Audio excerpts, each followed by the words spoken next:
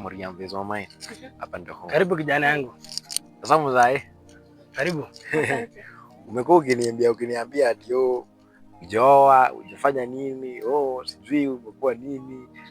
Unataka nikuletee bibi. Nataka bibi. Sasa ndio huyu Muriam Vezo Mai. Huyu ndio bibi? Hebu angalia. Very petite one. Msichana kutoka Kisumu.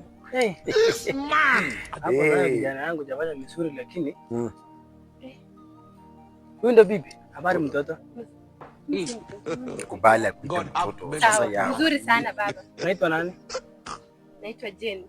Huyu ndo mzee wako? Kijana yangu. Ndio Muriam Vezo Mai, unachekije venye ni? Sijafurahia. Sijafurahia tena. Sijafurahia. Nataka vitu kama mama yako. Nini hizo? Hizo vitu. Vitu gani? Usijali kijana yangu. Mzee unakuanga unanichochanga saa zingine. Sasa hapa niko na shida wapi sasa mimi? Kuanzia leo si mtoto wangu. Mwende tu shida iko wapi? Mwende tu muishi huko mahali huko. Sasa uliniambia baba yako. Uliniambia baba yako atakuja kunipenda. Sasa hizi ndo gani? Alafu tuende. Ana fiti yenye natakanga. Mafurumbanya. Video hii. Unaona sasa nilikwambia. Si niko nayo. Mwende hapo naye kweli tumekosea. Ona kidogo makosa imefanyika, turudi tu.